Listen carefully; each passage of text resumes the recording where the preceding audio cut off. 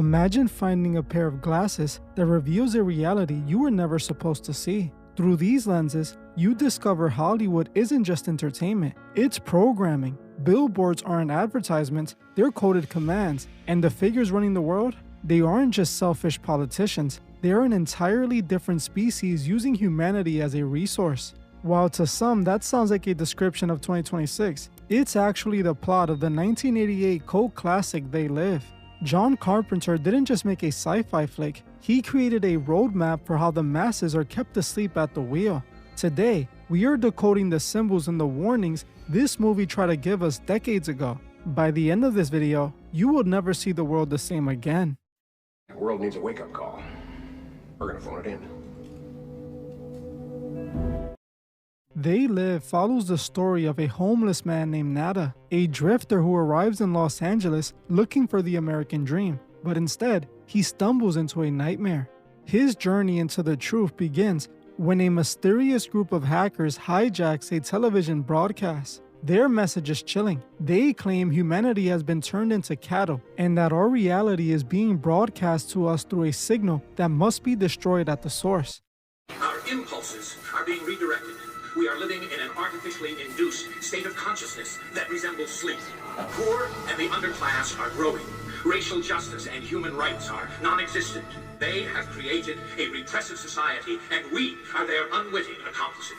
Their intention to rule rests with the annihilation of consciousness. We have been lulled into a trance. They have made us indifferent to ourselves, to others. We are focused only on our own gain. Understand, they are safe as long as they are not discovered. That is their primary method of survival. Keep us asleep, keep us selfish, keep us sedated. Driven by a need to understand, Nada is eventually led to the heart of the resistance. It's here he receives the most dangerous tool in existence, a pair of specialized sunglasses. The moment he puts them on, the vibrant, colorful world of 1980s consumerism dissolves into a cold, monochrome truth. He realizes that the glossy magazines and neon signs aren't what they seem. Under the surface, the media is embedded with subliminal commands, constant loops of consume, conform, and stay asleep. But the most jarring discovery isn't the message, it's the people. Through the lenses, Nada sees that the success stories of society, the high-powered executives and the social elites, aren't human at all. They are ghoulish, extraterrestrial beings hiding behind human mass. The film pulls no punches with its message. The ruling class has made a deal with these entities, trading the freedom of the masses for power and wealth. In this hidden hierarchy, the biggest actors and most influential politicians are merely beings in disguise, maintaining a digital veil over the eyes of the public. Nada's vision becomes clear. He has to wake people up.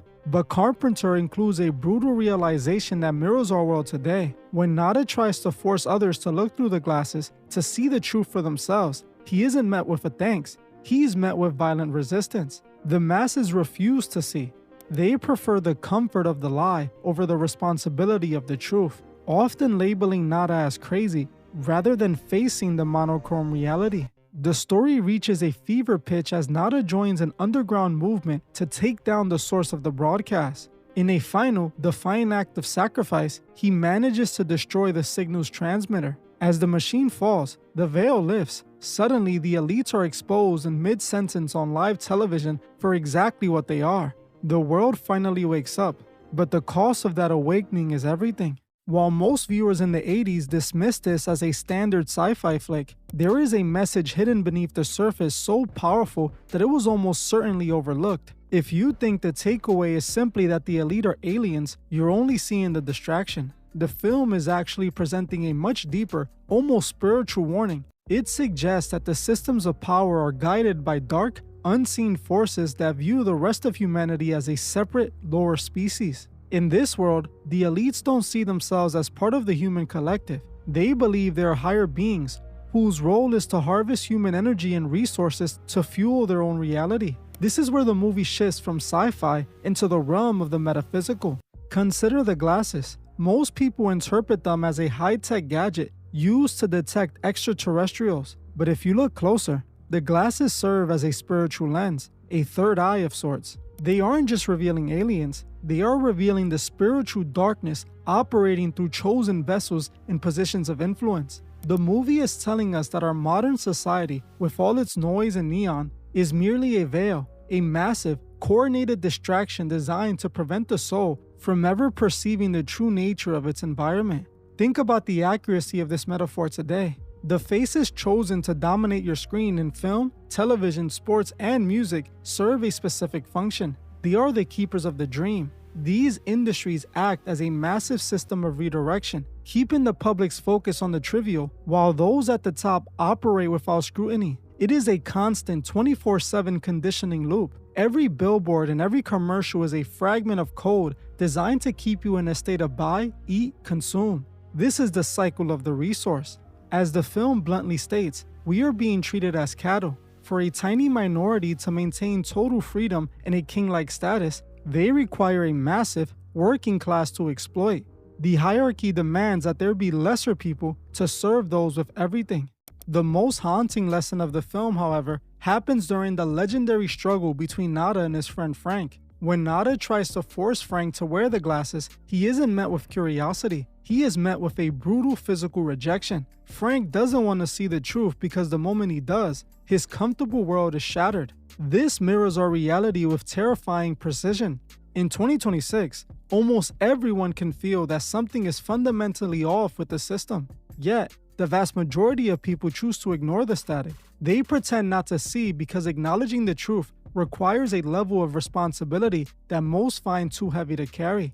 People would rather live in a comfortable lie than face a difficult reality. And as long as a small group of people can provide that comfortable lie, they will always have a population willing to buy into it. They Live isn't just a movie about a man with sunglasses. It's a manual on how difficult the fight for the human mind truly is, especially when the mind doesn't want to be saved. To understand how the masses are kept in this trance, we have to look at the source, the signal. In the movie, the aliens use a massive satellite array to broadcast a frequency that masks their true form and keeps the human brain in a state of low-level hypnosis. This is perhaps the most accurate mirror to our current reality in 2026. We are constantly bathed in a digital signal, a non-stop stream of high-frequency data, social media algorithms, and 24-hour news cycles. Just like in the film, this signal isn't just delivering information, it's delivering a frequency. It is designed to keep the population in a state of perpetual anxiety, distraction, and division.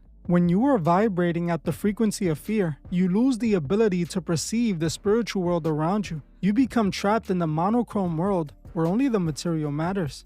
Then they are the collaborators. This is one of the darkest parts of Carpenter's vision. Not everyone serving the system is a ghoulish being from another realm. Many are humans who have consciously chosen to sell out their own kind. In the film, we see a character who discovers the truth, but instead of joining the resistance, he asks the elites, "What's in it for me?"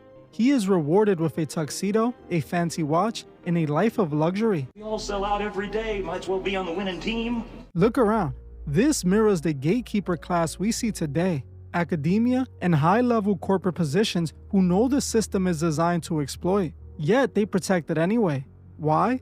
Because the system has made them comfortable. They have traded their spiritual integrity for material status. The movie shows us that the aliens don't need to control everyone directly. They only need to buy off a small percentage of humans to act as the middle management of our prison. These collaborators are the ones who police the thoughts of others, who ridicule the truth seekers, and who ensure the signal remains uninterrupted. Finally, we have to address the underground resistance. In the movie, the resistance isn't some massive, well-funded army. It's a small, ragtag group of people operating out of a church, working in the shadows.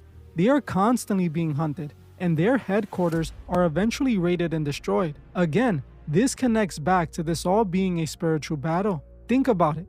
The elite operate out of Hollywood, while the resistance operates out of a church. It's a clear reference to the spiritual battle we're all in. In They Live, the resistance is eventually forced to realize that you cannot fix the system from the inside. You cannot vote the aliens out. You have to destroy the transmitter. You have to cut off the frequency that allows the illusion to exist. The film ends on a bittersweet note because it tells us that the waking up isn't a one-time event. It's a total dismantling of everything you thought you knew. It's the realization that the celebrities you admire, the leaders you follow, and the products you crave are all a part of a sophisticated harvesting operation. John Carpenter wasn't just giving us a sci-fi story.